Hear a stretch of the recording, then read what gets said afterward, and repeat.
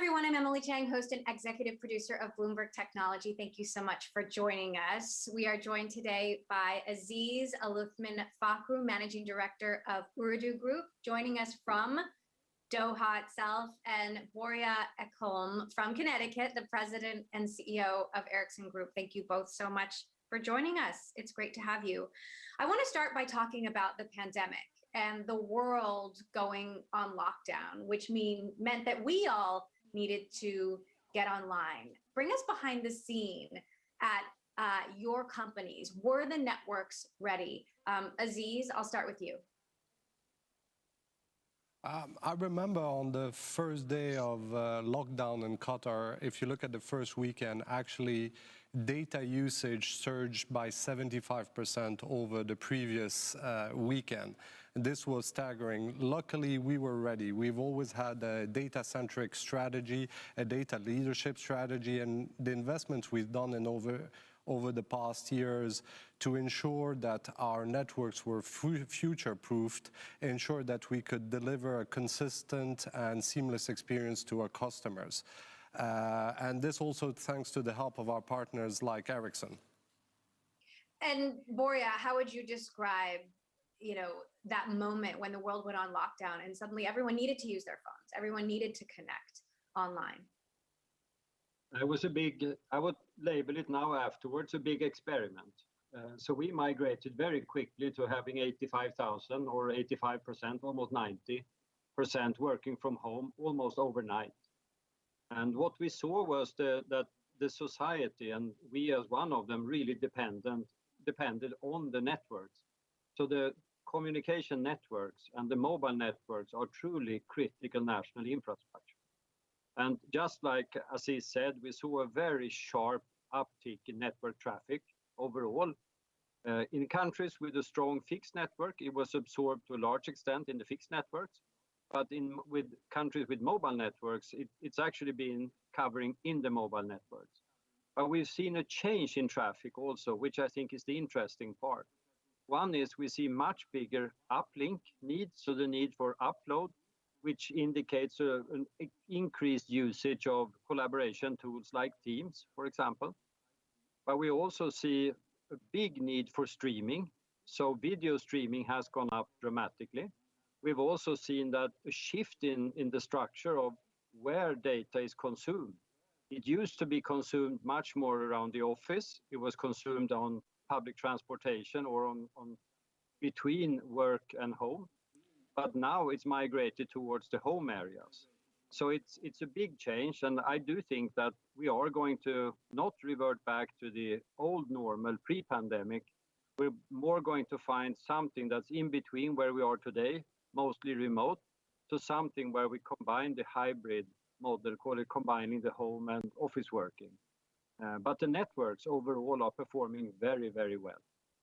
So the big question, of course, is how much of this change, this massive acceleration of technology that we've seen over the last year, how much of this change is permanent? And I'm curious, Aziz, how much has the acceleration of technology that we've seen over the last 18 months changed the cities, the countries where you operate?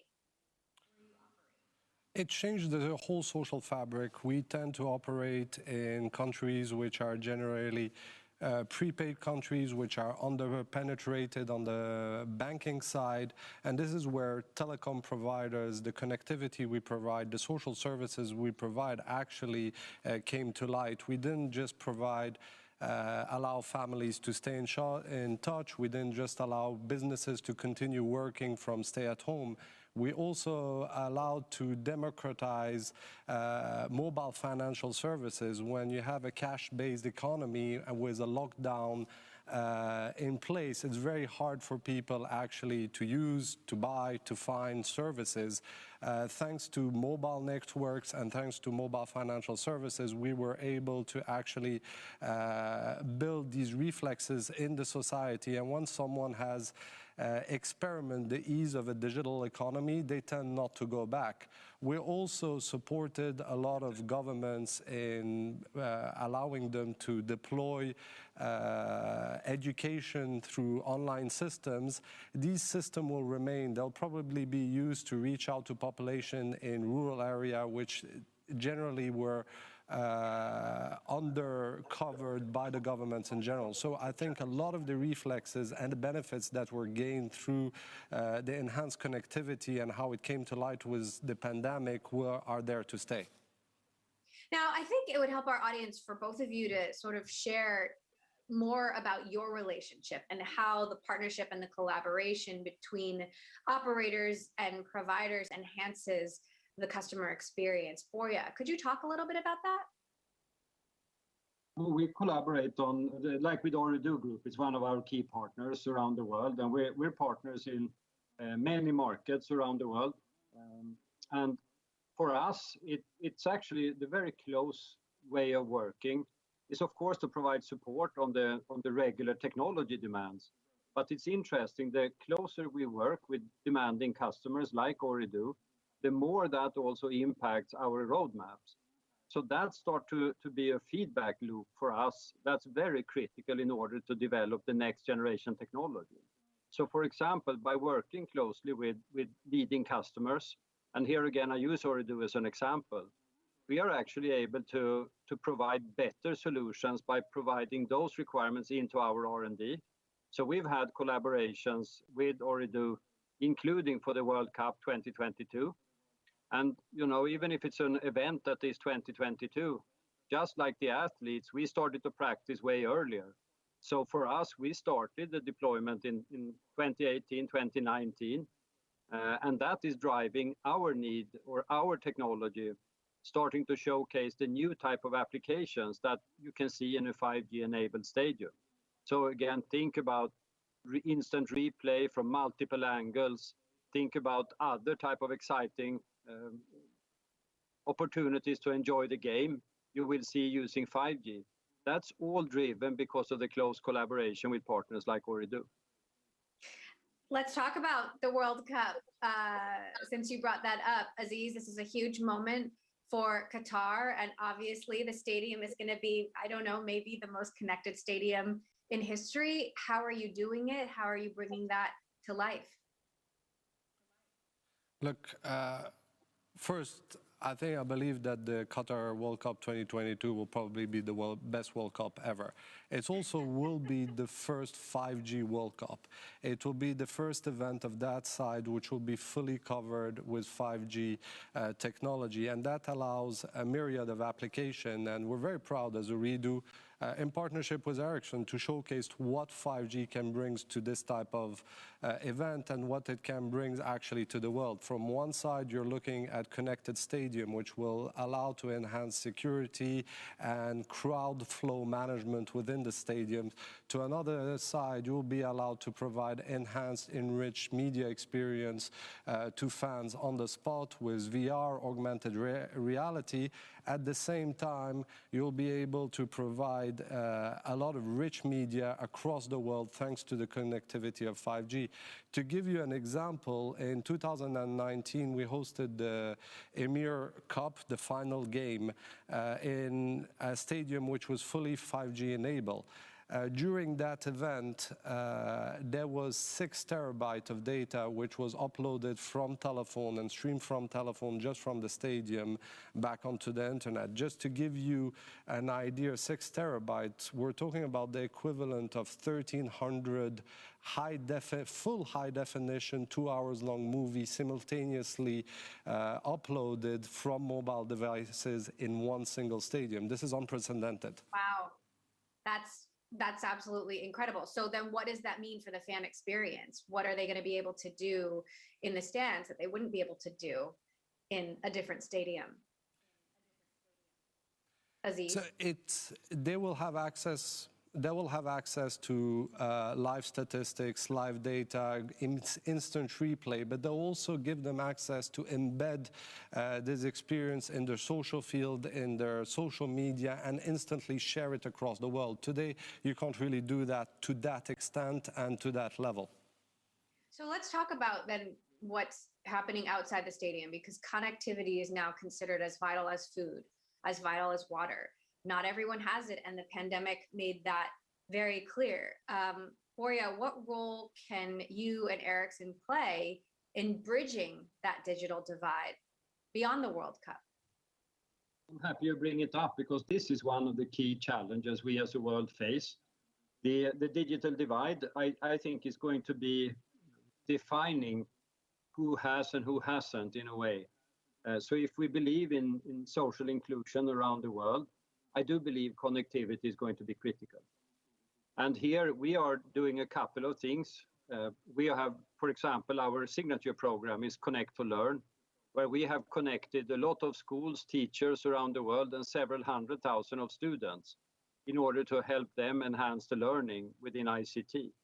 But there are much more we can do. So we launched actually just recently here a program together with UNICEF that we're trying to connect unconnected schools around the world with the ambition to connect all schools by 2030. Here it's we believe that's really critical, not only to connect the schools, but we also know that when you connect schools, you improve learning and you allow the whole community to start to enjoy connectivity. This is one key challenge where I think we as companies, but I also believe governments around the world needs to engage in to ensure that everyone has equal access to a good internet connectivity. We all sit now in fairly wealthy countries, Qatar at the clear top. But the interesting thing is even in developed countries like the United States, there are many without a proper internet connectivity. So the digital divide, often thought of as remote part of Africa or Asia, for example, without connectivity. But it actually applies in very developed countries like the US and large parts of Europe as well. So we have a major challenge. Indeed, connectivity is so vital that it can also help solve some of the world's biggest problems. And Aziz, I wonder, what are the problems that you see because of the lack of connectivity, and what kind of problems can access to it solve, whether it is helping with an economic recovery, fighting climate change, financial and educational inclusion? So I think connectivity, what the crisis has shown, the pandemic has shown, is how vital the connectivity was to the recovery of the world. It's what allowed business to rebound, actually businesses to continue. It also what allowed social networks when you were in isolation to carry on to work, so family units to carry on working. When we look at the geographies we operate in, for instance, there's one example, I touched on it previously, is we tend to operate in geographies which are significantly underbanked, and very simple services that we all take for granted, like the use of a credit card, the use of a debit card, access to the digital economy, is not present in these countries. Us as operators, and with Ooredoo Mobile Money and the partnerships we have with MoneyGram, we actually democratize at a very efficient and a very low cost the use of mobile financial service, and that provides to this population a gateway to the digital economy. It allows them to purchase. It also allows them to do remittance. A lot of the countries we operate them are or net providers of remittances or net receivers of remittances. Given access to this population, a seamless and very cost-effective way to remit is extremely important. So the goal, of course, is to then get not just connectivity, but 5G to everyone, not just the inside of the World Cup. Börje, talk to us about the challenges, the future of getting there, and what that world looks like when it happens. What we see is that 5G is actually the fastest scaling mobile technology so far. And we see that scale at a very high pace. The interesting thing with 5G connectivity is clearly that it's going to drive a completely new ecosystem. And I'd like to draw your attention to just what happened with 4G. When 4G was rolled out globally, that drove the creation of the app economy. And pretty much today, you can travel anywhere in the world and enjoy the app economy. But the job creation around the app economy happened in the countries that rolled out 4G the fastest and first. That was China and that was North America. We think it's going to be the same thing in 5G, but this time it touches even broader part of society. Aziz touched upon that what we see, and this has happened almost in every crisis in the past, it accelerates already ongoing transformations. And in this case, digitalization. So what we see in the 5G world is the creation of a completely new ecosystem, leveraging the capabilities of 5G. So here we're already seeing how medicine, for example, telemedicine is changing.